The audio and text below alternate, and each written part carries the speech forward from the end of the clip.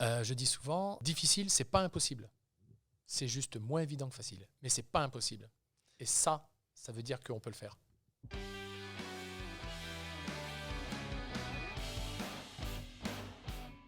Fabrice Michel Villa, bonjour. Bonjour. Ravi de partager ce moment avec vous. Et merci de nous accueillir également dans la Tour Alliance à la Défense.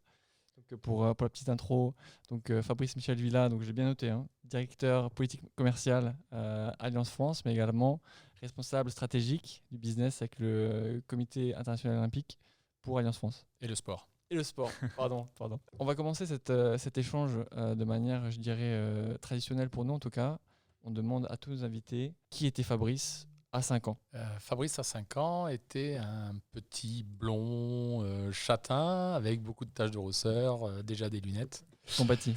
Et un garçon, je pense qu'on appelle ça aujourd'hui des hyperactifs, c'est ça ? Hyperactif, ok. Voilà qui était Fabrice à 5 ans. Environnement familial. Environnement familial posé, un frère à 5 ans, donc j'ai fait le calcul rapidement dans la tête. Voilà, des parents, déjà plusieurs cultures, par les origines de ma mère qui est d'origine néerlandaise. Néerlandaise et pas hollandaise. Et hollandaise et néerlandaise. Okay. Et voilà, et tout se passait bien, comme ça se passe dans des familles. Ça, c'était à 5 ans. Du coup, vous étiez aux Pays-Bas ou en France ? En France. En France. En France, à l'époque, mon père avait des missions pour,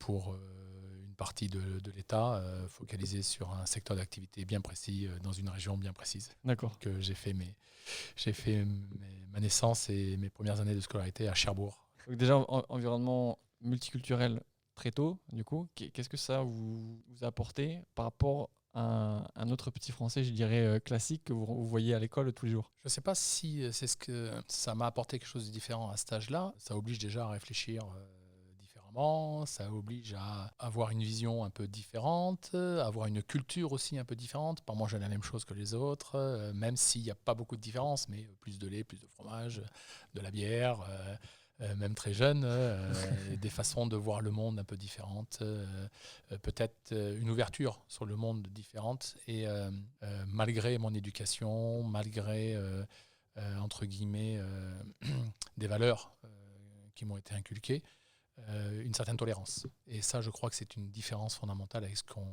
voit aujourd'hui. À cet âge-là, déjà un attrait pour le sport ou... À cet âge-là, pas d'attrait pour le sport, même si j'ai toujours été attiré plus par les sports individuels que par les sports collectifs. C'est ça qui est assez paradoxal. Mais à cet âge-là, pas d'attrait pour le sport. Okay, aucun sport non, à 5 ans, non. Et après, plus tard, dans l'adolescence, oui, du sport. Mais 5 ans, 6 ans, 7 ans, de la natation, un petit peu de natation, comme tout le monde. Voilà. Et puis, de la trottinette. Voilà. Elle n'était pas électrique à cette époque. Ensuite, on grandit un peu, vous devenez adolescent. Quel type d'ado vous étiez ? Toujours un ado... à lunettes, taches de rousseur, blanc. Un peu moins, mais toujours un ado hyperactif, ouais. Sans doute.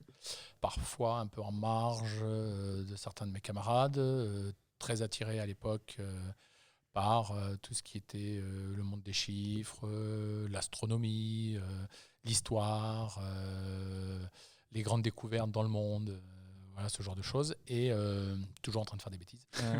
Une bêtise particulière ?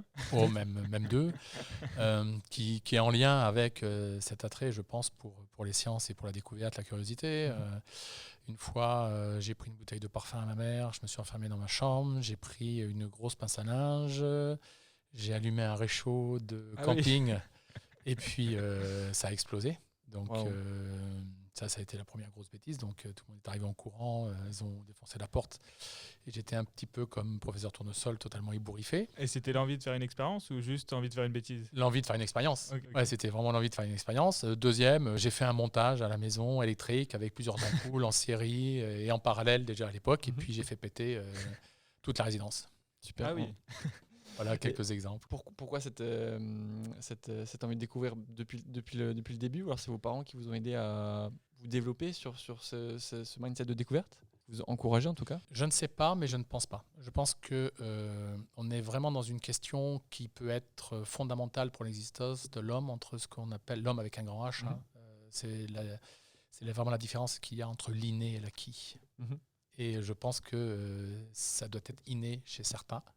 C'est un peu comme les prédispositions pour certaines choses. Et je pense que c'était inné. C'est comme ça, c'est chez moi. C'est la façon dont on est fait. C'est les gènes. Voilà. Je pense que mes frères sont pas tirés comme ça. Alors que dans mes filles, j'en ai une qui est très, très scientifique et l'autre qui est très intéressée par les découvertes. Donc je pense que c'est inné. Alors on transmet, mais c'est pas forcément, je l'aurais jamais dit, il faut faire ci, il faut faire ça. Il y a peut-être aussi, j'en conviens, ce qu'on appelle du mimétisme, Mhm. mais je n'en ai pas souvenir. Et l'enfant, pour le coup, hyperactif, ayant la soif de découverte que vous étiez, était bon à l'école? Pas tout le temps. Pas tout le temps. Bon à l'école, c'est-à-dire quelquefois des félicitations avec des avertissements de conduite ou de travail. J'étais bon dans ce qui me plaisait. Et puis, je suis un enfant rebelle sur ce qui ne me plaît pas. Donc, je n'ai pas toujours été bon à l'école. Et puis, il y a des matières sur lesquelles j'ai été redoutablement médiocre, comme le français. Et j'ai réappris le français vers l'âge de 30 ans. Quand je dis j'ai réappris, c'est-à-dire ne plus faire de fautes d'orthographe, faire très attention aux formulations, Ah oui. prendre plaisir à lire La Guerre des Michards, prendre plaisir à lire des vieux bouquins de français, mais à l'époque ça ne m'intéressait pas, donc je ne faisais pas ce qui ne m'intéressait pas. Est-ce que à ce moment, adolescent, vous avez déjà un rêve de carrière, une ambition, un métier de rêve peut-être Non, j'ai jamais eu ces ambitions. Je ne me souviens pas d'avoir eu envie de faire quelque chose. Astronaute. Non, je ne me souviens pas. Je ne me souviens pas avoir eu envie de faire quelque chose. C'est drôle, mais Ouais. quand je vois qu'à nos enfants aujourd'hui, on leur demande à 18 ans ou 17 ans ce qu'ils veulent faire, moi, je ne me souviens pas avoir eu envie de faire quelque chose. Voilà. C'est intéressant parce que pour le coup, je pense que énormément de gens sont dans cette situation de Fabrice il y a quelques années. Et du coup, on va arriver sur votre période de fin d'ado, début de 20s. Comment est-ce que vous vous orientez? On arrive en fin de lycée. Qu'est-ce que je fais? Une séparation déjà familiale, donc, qui génère des traumatismes, qu'on le veuille ou qu'on ne le veuille pas. Ensuite, je pars faire mes études à Strasbourg. À l'époque, on me dit que je pourrais faire certaines études. Je suis un peu rebelle, je pars faire des études à Strasbourg. Je m'en vais dans ce que j'aime, ce qui m'amuse, ce que je trouve rigolo, c'est-à-dire les mathématiques, le scientifique. Je me souviens même à l'époque, à l'université Louis Pasteur de Strasbourg, aller en amphi sur des cours qui n'étaient pas en lien avec mon cursus. Ah oui. Donc sur de la chimie, sur de l'astronomie, des choses comme ça. Donc, Pour le plaisir. Ouais, pour le plaisir. Donc voilà, je m'engage dans cette voie sans savoir véritablement ce que j'allais faire. Et déjà à cette époque, par cette rupture du noyau familial, je me retrouve un peu face à moi-même, à être obligé de me débrouiller un peu seul. Je travaille le soir de temps en temps dans un hôtel comme font les étudiants en tant que veilleur de nuit. Le week-end, je travaille dans un magasin de vêtements pour être extra. Le dimanche, je travaille pour une société d'intérim qui s'appelait à l'époque Intérim, je crois, où je monte des salles de bain dans les Formule 1. Je suis manutentionnaire, quoi. Je travaille dans des supermarchés pendant les périodes de fête pour vendre du champagne pour des boîtes de champagne. Je travaille au Parlement européen, comme font beaucoup d'étudiants à Strasbourg, pour déplacer les cantines. Les cantines sont les grosses caisses en fer dans lesquelles il y a tous les bouquins, parce que c'était Strasbourg, Bruxelles, Strasbourg, donc il fallait préparer les parlementaires. Donc je déplace ça. Pendant les semaines parlementaires, je bosse en fonction de mes cours à la fac, au service des machines à écrire, parce qu'à l'époque c'était des machines à écrire, au service des interprètes, après au service des imprimantes. Donc plein de petits boulots. Et paradoxalement, une vie de dingue, de l'argent. Parce que plus de boulot que de l'argent, mon propre appartement, et puis on avance, quoi. Justement là, votre moteur, à ce moment-là, c'est quoi? C'est l'argent, l'envie d'apprendre, de faire autant d'aller en cours qui ne sont pas les vôtres, d'enchaîner les petits boulots? À vrai dire, mon moteur, c'est de ne pas être comme les autres, c'est de ne pas être dépendant, c'est de m'en sortir et d'avancer. Et j'ai toujours ce souci aujourd'hui. C'est-à-dire qu'aujourd'hui, mon moteur, c'est facile à dire, hein, mais aujourd'hui, mon moteur, c'est toujours celui de se dire que demain, tout peut s'arrêter. Et donc, il faut avancer, il ne faut pas se reposer sur ses lauriers. Rien n'est acquis dans la vie. Et moi, je l'ai subi parce que je suis parti de façon très confortable avec ma famille. Vous l'avez compris, je suis descendu très bas et j'ai réussi à rebondir. Je ne sais pas si c'est bien de dire rebondir, mais j'ai réussi à sortir quelque chose. Justement, alors, j'entends le côté inné, j'entends le côté hyper actif aussi. Nous on est des gros sponsors, je dirais, vous en avez parlé tout à l'heure, hein, du mimétisme, des mentors. On a tous plus ou moins, de manière plus ou moins présente, hein, des guides, des héros. Est-ce qu'à cette époque-là, il y a des gens justement qui vous inspirent à faire tout ça, à vous pousser, à être autonome, à être indépendant, être votre propre chef déjà peut-être? À cette époque, c'est quelque chose qui m'a un peu suivi dans la vie. À cette époque, je n'ai pas de héros, de mentor, je n'ai pas de ce qu'on appelle d'identification. Je ne me transpose pas sur des acteurs, des choses comme ça, des sportifs ou des gens qui ont réussi parce que c'est un peu loin de moi. Par contre,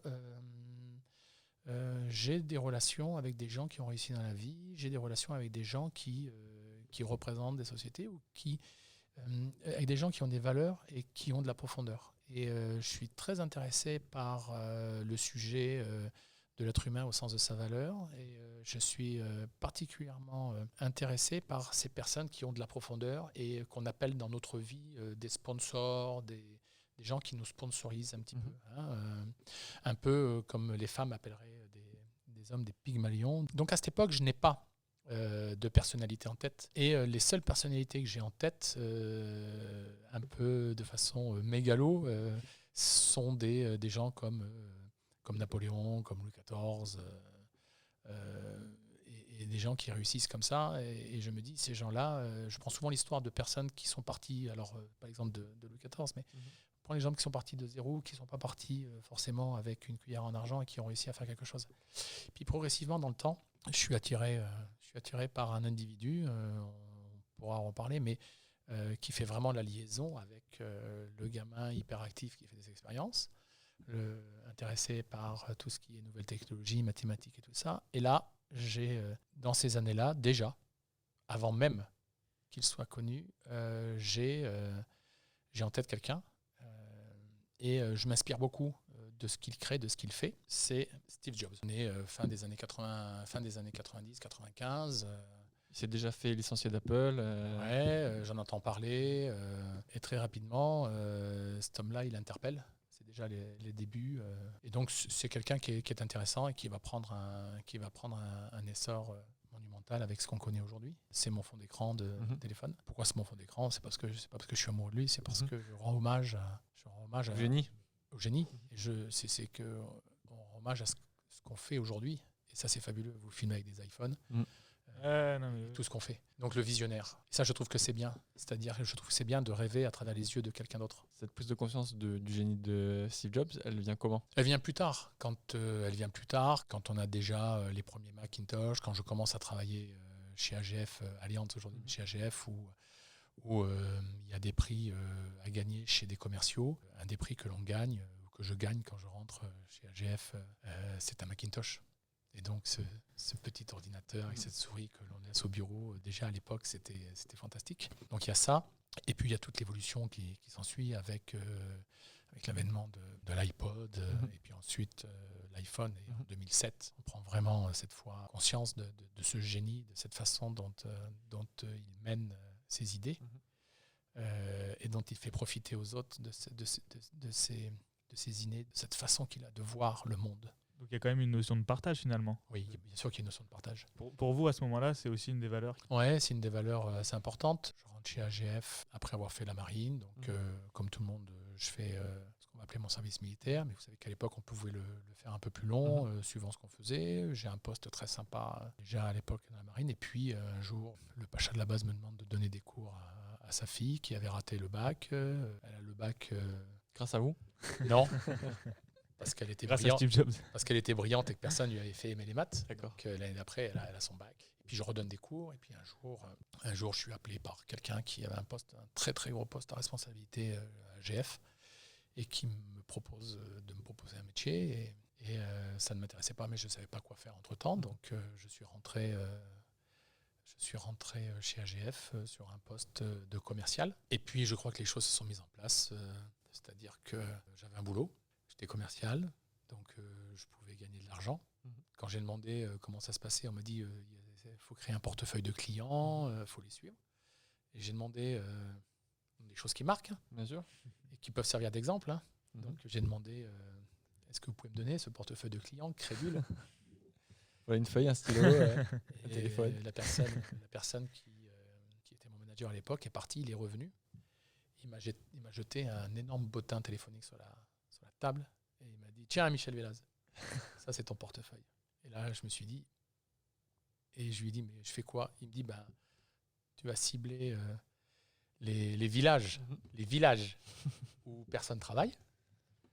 Tu vas découper les feuilles, tu vas te les coller sur du A3. Et puis, tu vas téléphoner, tu vas faire de la prospection téléphonique, et puis tu vas aller voir les gens, tu vas leur vendre des contrats d'assurance, de la retraite, de l'assurance vie, de l'épargne, de la prévoyance. Voilà. Et je me suis dit, waouh, c'est ça le marketing. Et bien, c'est du marketing. C'est du marketing. Pourquoi c'est du marketing? Parce qu'on commence à cibler, à l'époque, au Stabilo, les prénoms un peu plus âgés que les autres. On commence à cibler les gens qui ont le même nom de famille. Et puis j'en ai eu marre de faire ça. Et ça, comment vous le prenez à ce moment-là? Est-ce que vous le... Comme un défi Comme un défi, je me suis dit, c'est pas possible. Et on me file le village où tout le monde avait déjà travaillé et personne n'avait rien fait, quoi. Donc je le prends déjà comme un défi. Je me dis, mais c'est pas possible. Moi, je vais réussir. Je me dis pas, je vais réussir. Parce que je ne fonctionne pas comme ça en me disant, ils ont pas réussi, je vais réussir. Je me dis, j'ai quelque chose à faire, je vais y aller. Okay. Et je décide comme ça, vraiment sur un coup de tête. Je me dis, bon, tu vas pas rester les deux pieds dans le même sabot, tu vas aller voir le médecin du village. Parce qu'il y a que des vieux, tu vas aller voir le médecin du village. Je vais voir le médecin du village, je discute avec, on discute bateau et tout, je vais le voir, je sympathise. Je lui dis, voilà, je débute dans l'entreprise, vous êtes médecin, vous gagnez de l'argent, expliquez-moi un peu comment vous faites pour placer votre argent. Le feed passe bien. Et d'une consultation, je ressors avec un contrat. Et puis il me dit, tiens, je reçois des gens, il y en a beaucoup qui me parlent de leur argent, il faudra peut-être aller voir un tel, et puis je vais voir un tel, et puis je juste de ruse. C'est-à-dire que quand j'avais voir un tel et que je vois quelqu'un dehors, je m'arrête, je baisse la vitre, bonjour, je vais voir madame un tel, vous savez où est-ce qu'elle habite et tout ça, ou monsieur un tel. Puis comme ils sont très curieux, non, c'est pas, mais vous faites quoi? Elle m'a demandé de passer parce que je m'occupe des affaires financières de ça. Ah bon, il vous a demandé de passer, mais vous travaillez souvent ici. Puis de fil en aiguille, à chaque fois que je passe dans le village, tout le monde me voit. Puis après, je dis aux gens. Et puis je commence à faire mon business, quoi. Et puis ensuite, je tombe dans des sphères professionnelles assez sympas, avec des chefs d'entreprise, avec des diplomates sur la région. Puis je commence à faire des gros contrats. Voilà, parce que quand je dis que je viens à 2h, je viens à 2h-5, je suis là. Oui, il y a quelque chose qui m'interpelle là-dedans, c'est comment le petit garçon hyperactif, passionné d'histoire, d'astronomie, qui fait des bombes dans sa chambre, se nourrit de ce type d'activité.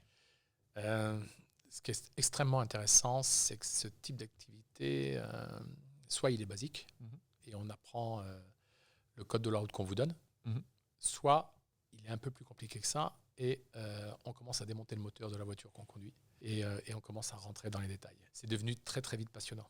C'est-à-dire que, outre le fait de vendre des contrats, très rapidement, je me suis aperçu que les clients que j'avais et les gens que j'avais ne connaissaient rien. Et que, plus que de leur vendre un contrat, je leur vendais une solution. Je les aidais, je les accompagnais. Donc très vite, très très vite, je m'en souviens, la question est excellente parce qu'elle fait rejaillir. Et très vite, je me suis mis à étudier et à acheter des bouquins qui s'appelaient à l'époque Lefebvre. Je me suis mis à acheter des bouquins sur la gestion de patrimoine, je me suis mis à acheter des bouquins sur les donations et tout ça. Et outre le fait de vendre un contrat, je vendais des solutions patrimoniales qui allaient avec. Et je calculais les retraites potentielles, et j'amenais un conseil global. Donc j'ai fait beaucoup plus, je me suis enrichi d'énormément de choses et j'ai réétudié derrière. Très très vite, j'ai réétudié et j'ai découvert des choses que je ne connaissais pas. Vous n'avez pas vu en fait l'approche très frontale en fait du métier, et plutôt l'épaisseur et la profondeur en fait du conseil que vous pouvez apporter dans la vie des gens en fait. Exactement. Exactement. Et peut-être que je ne vois pas les choses de la même manière que les autres. Et donc j'ai beaucoup travaillé là-dessus. J'ai beaucoup travaillé sur l'accompagnement de ses clients. J'ai beaucoup travaillé sur la partie technique, sur la partie très précise, très fiable. Les clients m'écrivaient après, parce qu'à l'époque on n'appelait pas, ou alors ils m'appelaient au bureau quand j'y étais. Ils m'appelaient pour me demander des renseignements pour leurs sœurs, leurs frères, pour les donations, comme si j'étais pas notaire, mais comme je donnais des renseignements là-dessus. Et donc, Je pense que c'est cette partie fiabilité, cette partie, c'est comme ça, c'est pas autrement, qui fait que on arrive à avancer aussi. Et j'ai eu d'excellents premiers résultats et j'ai commencé à gagner de l'argent. Et là, je me suis dit, c'est quand même pas mal. Et puis après, j'ai commencé à faire mes ratios d'activité, j'ai commencé à voir que je vivais mieux, j'ai commencé à voir que je pouvais prendre un peu plus de liberté. Et dans la vie, et aujourd'hui, j'ai toujours ce même modèle. C'est-à-dire, j'ai un modèle qui est très simple, qui est très basique. Je suis quelqu'un de simple, de très basique. J'ai toujours le même modèle. Il ne faut pas rester dans une zone de confort très longtemps. C'est bien la zone de confort parce que on la mérite quand on a travaillé, quand on a souffert un certain temps.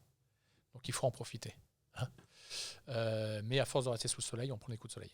Ça peut devenir dangereux. Donc, il ne faut pas rester dans une zone de confort trop longtemps. Donc, Pour la réutiliser, celle-là, si ça ne pas. Vous pouvez la réutiliser. Et donc, ce qu'il faut, c'est changer assez régulièrement pour ne pas rester dans une zone de confort et pour se remettre en mouvement et en situation de stress.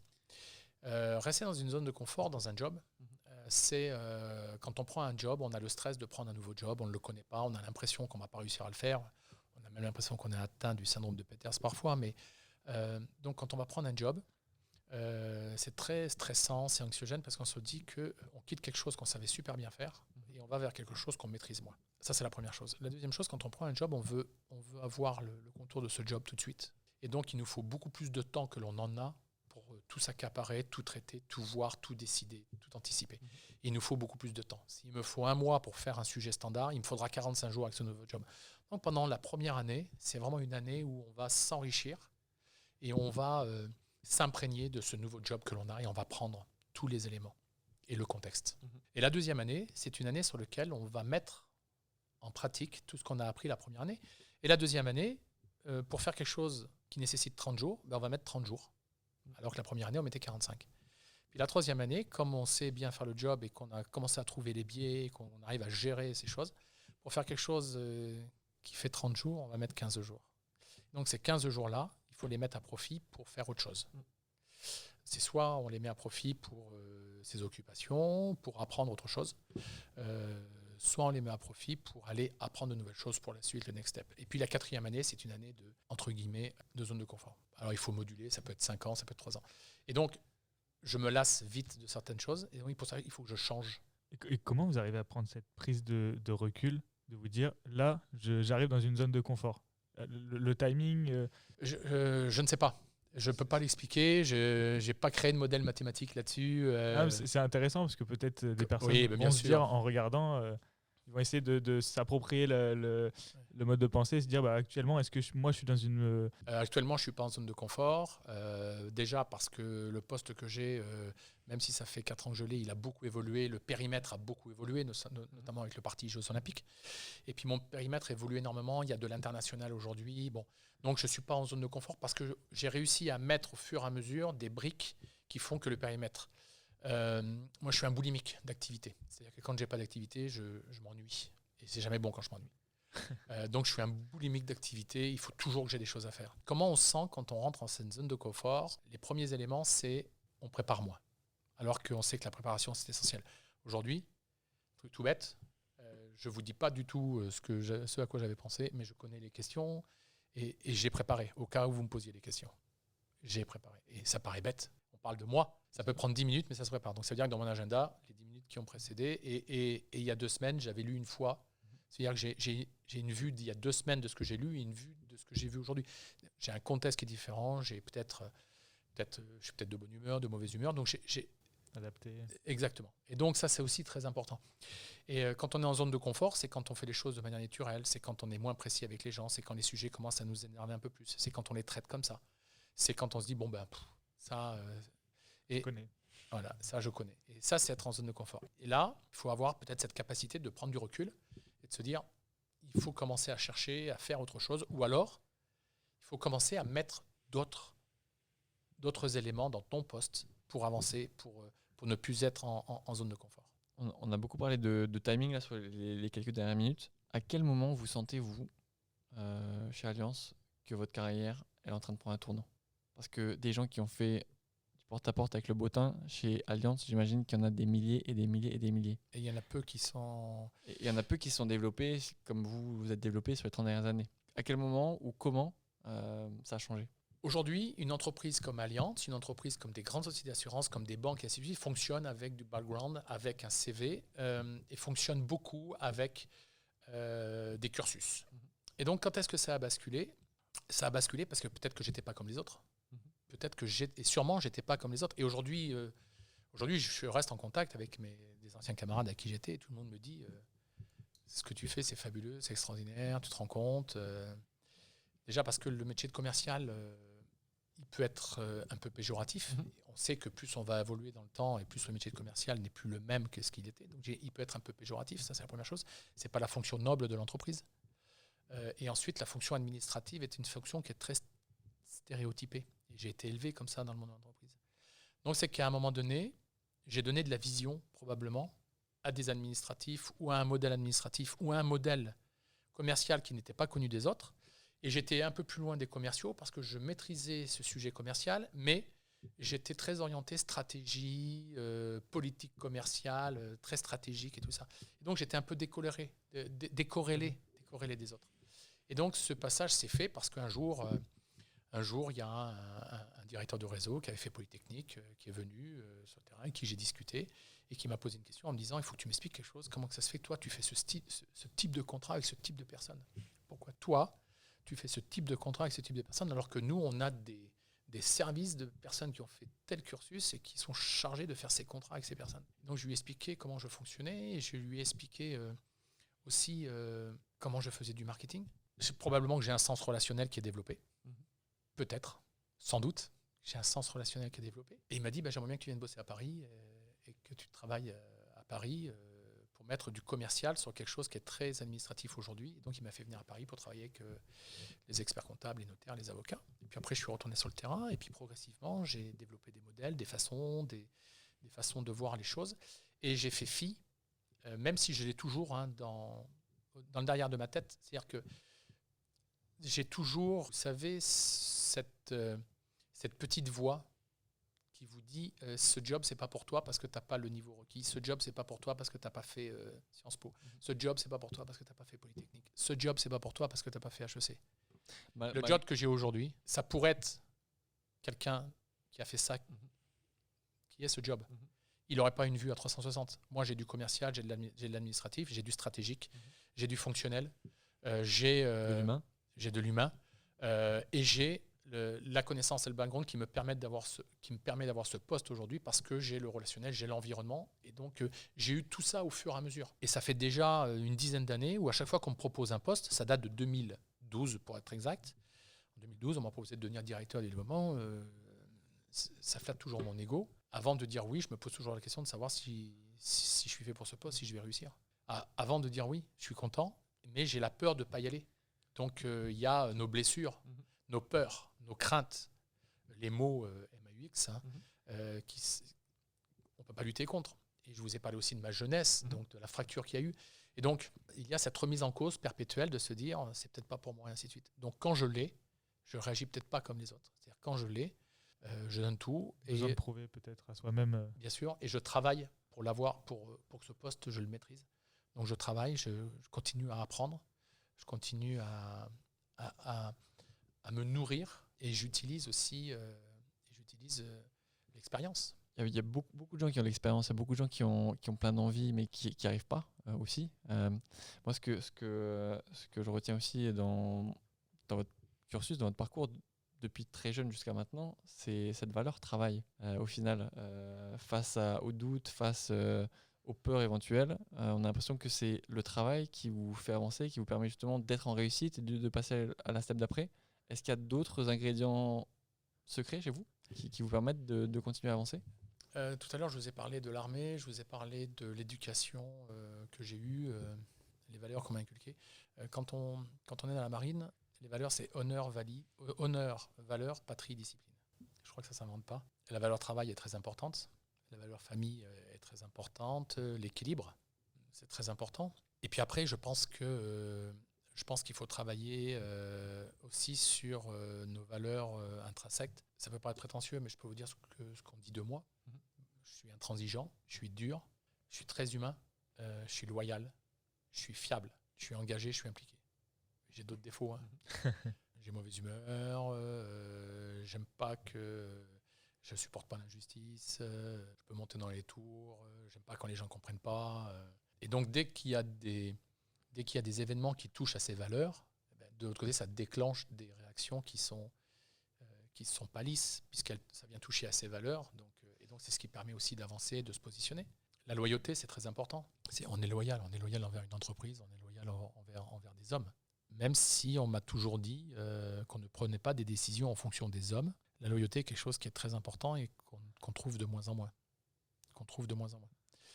Je pense aussi que le sujet travail est un sujet qui ne mérite pas, pour le respect du mot, pour le respect de ce qu'il représente, je pense qu'il ne mérite pas qu'on en parle en 2 minutes sur une interview. Parce que le travail, il est remis en cause aujourd'hui par des courants politiques, il est remis en cause aujourd'hui par un modèle de fonctionnement qui est totalement différent de celui avec lequel j'ai vécu. Dans le sens où aujourd'hui, il y a des jeunes qui sortent de l'école et dont l'envie, il ne faut surtout pas le juger, c'est ça. L'envie, c'est de venir travailler, d'avoir son vendredi, samedi, dimanche, lundi, son télétravail, de gagner sa vie sans plus, mais par contre de s'éclater, c'est-à-dire faire des city breaks en permanence, de partir avec un sac à dos, faire du minimalisme. Nous, on ne connaissait pas. C'était pas ça, nous. En fait c'était en vous. C'était en nous. Et je pense que ça, c'est très important. Je ne perds jamais de vue d'où je viens. Je ne perds jamais de vue ceux qui m'ont aidé et ceux qui m'ont accompagné quand je parle des sponsors. Je me nourris de l'expérience des autres. Vous savez, il y a un vieux rêve chez les hommes, c'est de dire que j'aimerais avoir 20 ans de moins avec l'expérience que j'ai aujourd'hui. Je pense que si on faites 20 ans de moins. Ouais. Vous faites 20 ans de moins. Merci. Je pense que si on s'intéresse aux hommes et si on a des mentors, on avance plus vite parce qu'on se nourrit de son expérience. Il faut toujours faire la part des choses entre ce qu'on nous dit et est-ce que c'est pour notre bien ou pour son bien, mais on se nourrit. Parce que même en réfléchissant à ça, quand il vient de me dire ça, est-ce que c'est pour mon bien ou pour son bien, rien que ça nous fait réfléchir et rien que ça nous fait avancer parce que ça nous permet d'aller plus vite. Donc c'est l'intérêt que l'on porte. Donc moi je vais vous prendre au mot parce que j'ai une question égoïste. Vous avez dit, pour le manager que je suis, vous avez dit que vous étiez dur et humain. Moi je pense sincèrement que je suis dur et humain aussi. Comment est-ce que vous arrivez à être un manager dur et humain ? Parce que humain, c'est aimer les hommes. Donc c'est s'intéresser à eux. Humain, c'est pas tout accepter, c'est comprendre l'autre. Être humain, c'est comprendre qu'il puisse y avoir des défaillances, comprendre qu'il puisse y avoir des problèmes à certains moments. Donc c'est échanger, communiquer avec. C'est le comprendre. Parce que si on ne le comprend pas, on ne peut pas être un bon manager. Si on ne le comprend pas, on ne peut pas l'animer, on ne peut pas le manager. Parce qu'on ne connaît pas ses vecteurs de motivation, on ne sait pas ce qui l'anime. Et être dur, c'est être intransigeant, c'est pour mettre tout le monde en sécurité. Être dur, c'est considérer qu'on a des valeurs, qu'on a des principes et qu'on a défini la ligne de conduite et on a défini ce qui était les règles, ce qui était négociable et non négociable.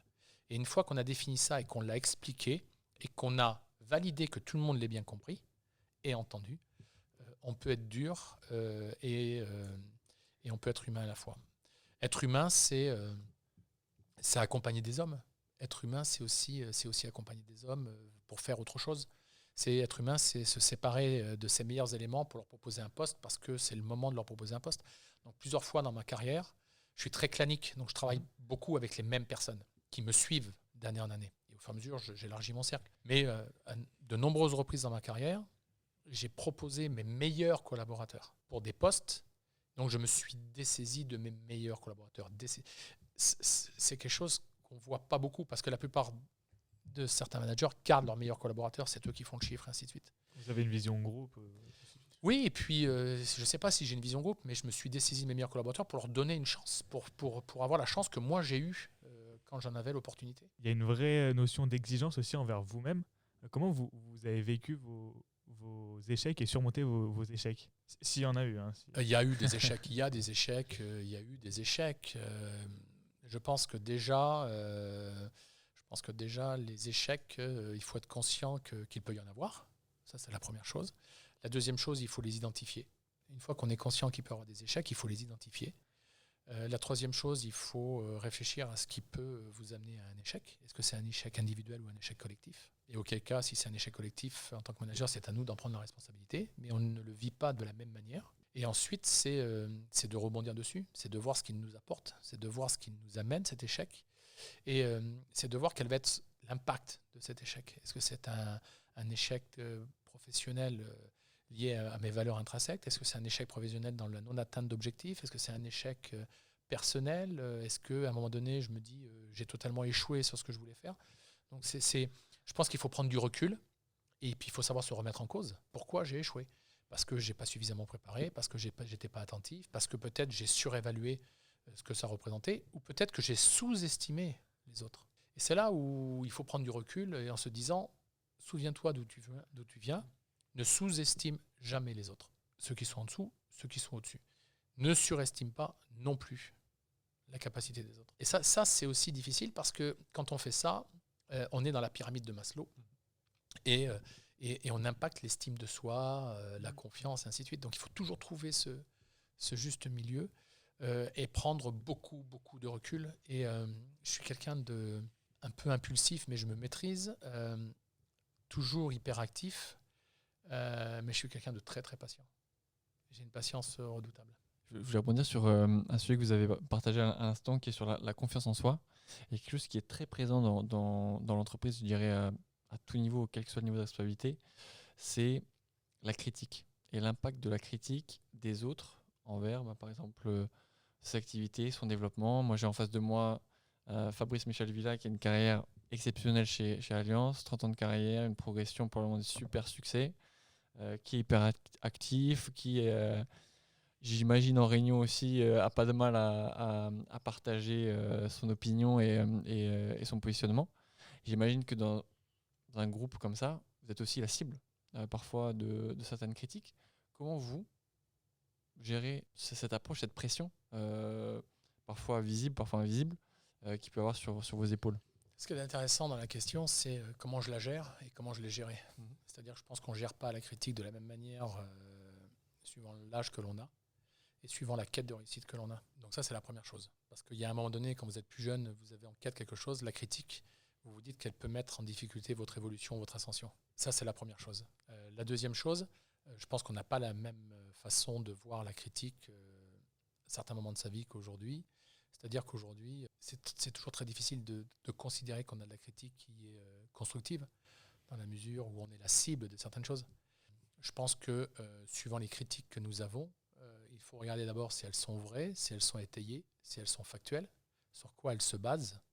Ça, c'est la première chose. Deuxièmement, il faut regarder quel est l'objet, quelle est la réelle intention de cette critique. Troisièmement, il faut regarder qui vous fait cette critique. Et puis, je pense que quatrièmement, il faut la mettre au service de la réussite. C'est-à-dire qu'il faut considérer que cette critique, elle peut être positive, dans le sens où vous êtes envié, où les gens ont peur de vous sur certains sujets, où ils ne comprennent pas certaines choses. Et donc, c'est une façon d'aborder la critique de manière différente. C'est-à-dire qu'elle fait mal tout de suite, mais ensuite, c'est comment on la soigne. Et ça, je trouve que c'est important. C'est comment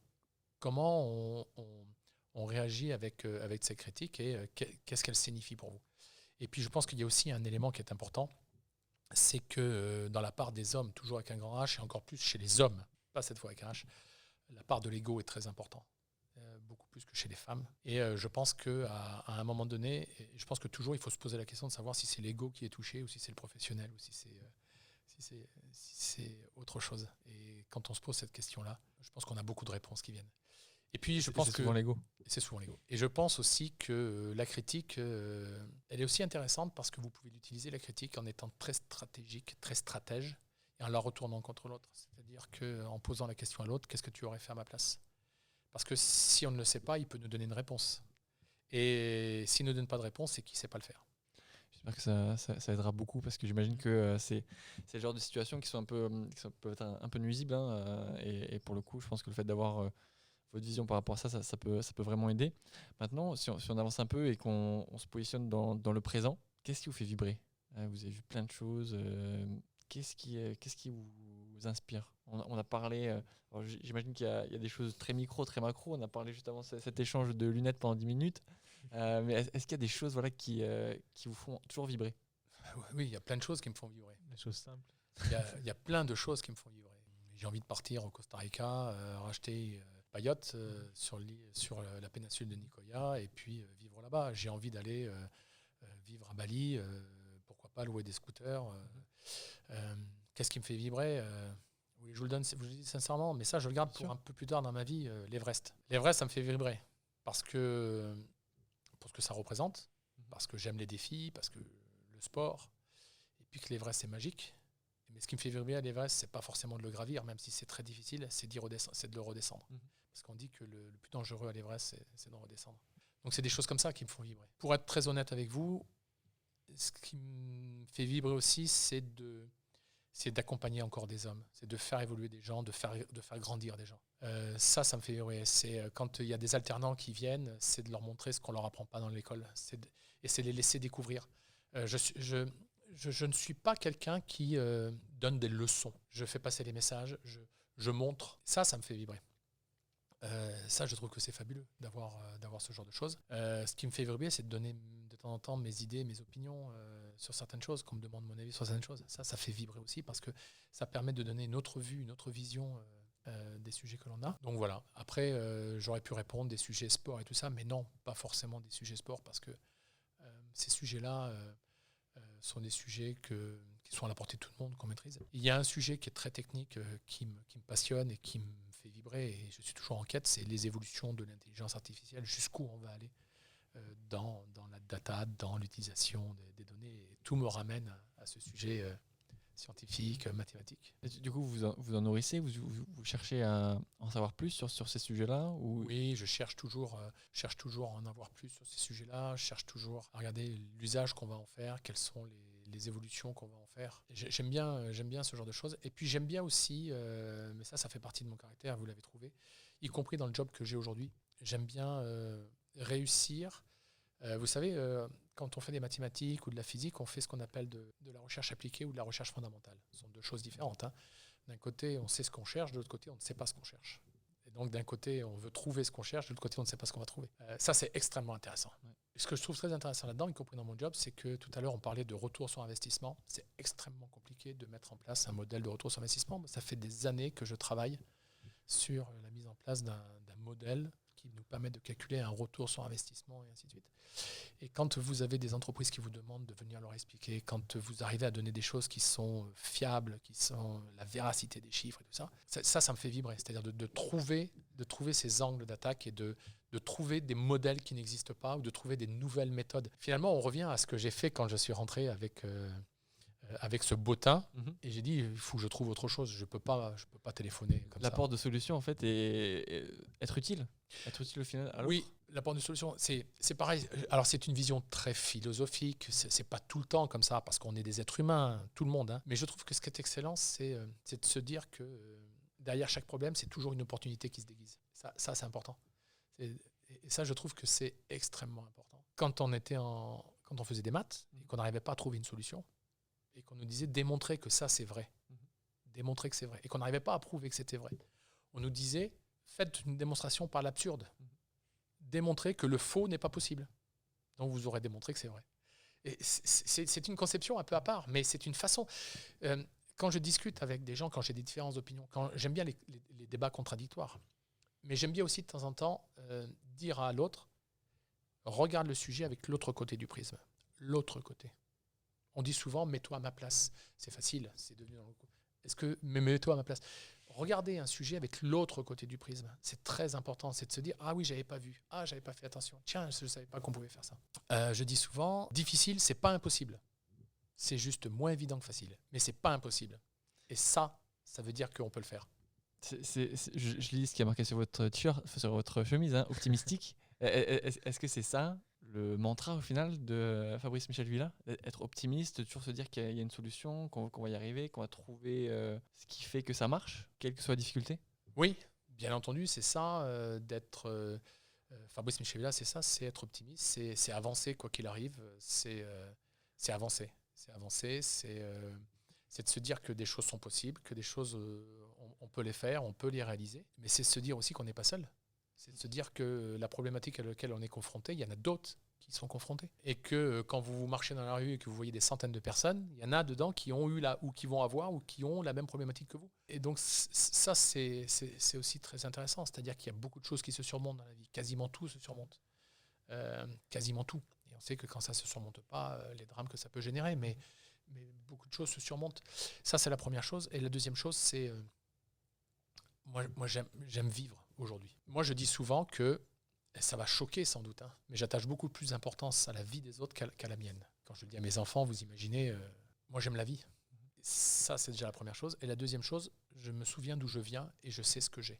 Justement, votre entourage vous a permis tout au long de votre développement de carrière de vous recentrer sur vos valeurs, de toujours les garder en... Oui, alors ça, ça aussi, c'est quelque chose qui est important, mais c'est quelque chose qui est difficile d'exprimer parce que tout le monde n'a peut-être pas les mêmes valeurs, les mêmes ressentis là-dessus. Honneur, valeur, patrie, discipline. Je pense que dans la vie, alors on le voit de moins en moins. Quand je dis qu'on le voit de moins en moins, c'est qu'il y a de plus en plus de divorces, il y a de moins en moins de mariages. Les jeunes changent de plus en plus de boîtes. Moi, ça fait 30 ans que je suis là. Les jeunes, et il n'y a pas d'état d'âme. C'est très bien. Mais dans la vie, on ne se fait pas tout seul. Et on rejoint toute la discussion que l'on a. On a les autres avec nous. C'est-à-dire pourquoi moi, je suis très clanique.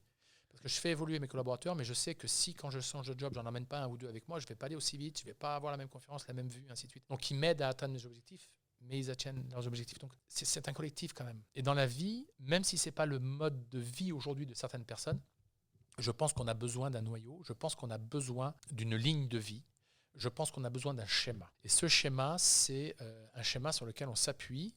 Et après, je ne peux pas juger, mais c'est... on rencontre quelqu'un, on peut se poser la question, est-ce qu'on veut des enfants, est-ce qu'on ne veut pas des enfants, est-ce qu'on veut acheter, est-ce qu'on ne veut pas acheter, et on commence à construire. Et une fois qu'on commence à construire, les choses se mettent en place, et donc ça veut dire qu'on a déjà un équilibre, une stabilité. Et ce qu'on remarque, c'est que dans les premiers temps, c'est tout beau, c'est tout rose, parce qu'on avance les deux en même temps. Napoléon disait les 100 jours, mais les 3 ans où on est amoureux, puis après on aime différemment, et puis on a les enfants, on a acheté une maison, et progressivement, je ne veux pas rentrer sur le terrain de l'amour, mais progressivement, on s'aperçoit qu'on a un déséquilibre professionnel personnel. C'est-à-dire que les deux vont rarement bien ensemble. C'est-à-dire qu'il y a toujours un petit sujet d'un côté, et c'est le pro qui va nous aider à le surmonter. Et puis après, il y a un petit sujet là, et c'est le perso qui va nous aider à le surmonter. Et ça, c'est extrêmement intéressant. Et ça, c'est une ligne de vie. Et jusqu'à un certain point, ça, on peut l'avoir toute notre vie, et à un moment donné, on ne l'a plus parce qu'on a des visions qui sont différentes ou parce qu'on s'écarte. Mais l'un et l'autre sont essentiels pour nous accompagner. Je ne serais jamais là si je n'avais pas eu ma femme, si je n'avais pas été marié, si je n'avais pas eu des enfants. Je ne serais jamais là aujourd'hui parce qu'elle a fait partie de ça. Parce que j'étais souvent absent, parce que je suis hyperactif, parce que j'ai besoin de me défouler, de faire du sport, et ainsi de suite. Et donc, il faut avoir quelqu'un qui comprenne. Donc, si on a quelqu'un qui comprenne, ça veut dire qu'on se dit, là, je n'ai pas ce sujet-là, quoi. Et ce sont des choses qui viennent vous enlever tout cet anxiogène dans lequel on vit, dont on ne pense pas, hein, parce que tous les jours, on ne le pense pas, mais qui, quand on fait de la rétrospective ou de l'introspection, on se dit, ouais, c'est hyper important, quoi. C'est hyper essentiel. C'est vraiment l'équilibre au final que tout le monde, je pense, hein, aimerait trouver. Alors, on entend souvent parler d'équilibre pro-perso. Les Américains parlent plutôt de work-life harmony, parce qu'il n'y a pas forcément d'équilibre, mais c'est plutôt un tout au final. Et juste pour conclure, peut-être parce que le temps passe aussi, hein, je vais vous partager notre slogan, c'est Chief Your Future, c'est vraiment le fait de prendre le lead en fait, sur son avenir. C'est quoi le vôtre ?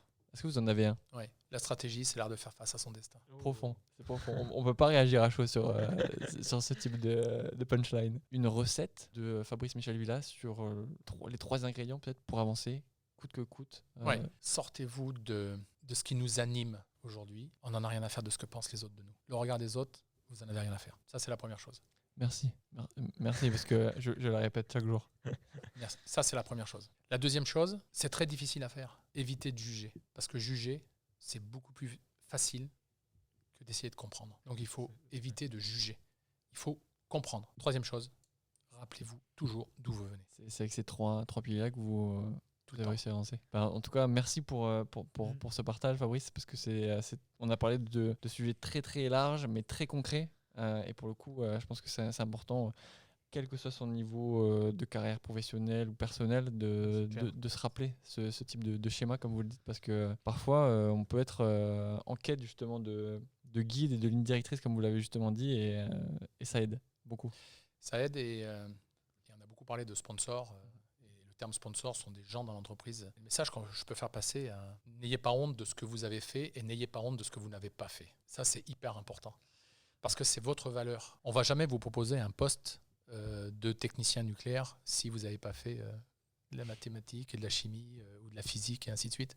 On ne va pas vous le proposer. Donc si un jour on vous propose un poste et que vous n'avez pas le niveau requis ou le cursus requis, c'est pour vous qu'on le propose.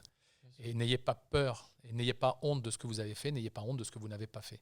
Ça, c'est important. Et la deuxième chose, c'est le jour où vous avez quelqu'un dans une entreprise, et il y en a tout le temps, et vous avez un sponsor, soyez loyal. Je pense qu'après l'interview, je vais regarder la vidéo et me faire des posters, des punchlines de Fabrice que je vais mettre sur mon bureau. Mais franchement, top. Merci beaucoup. Merci à vous. Merci, C'était un réel plaisir. Super, merci beaucoup.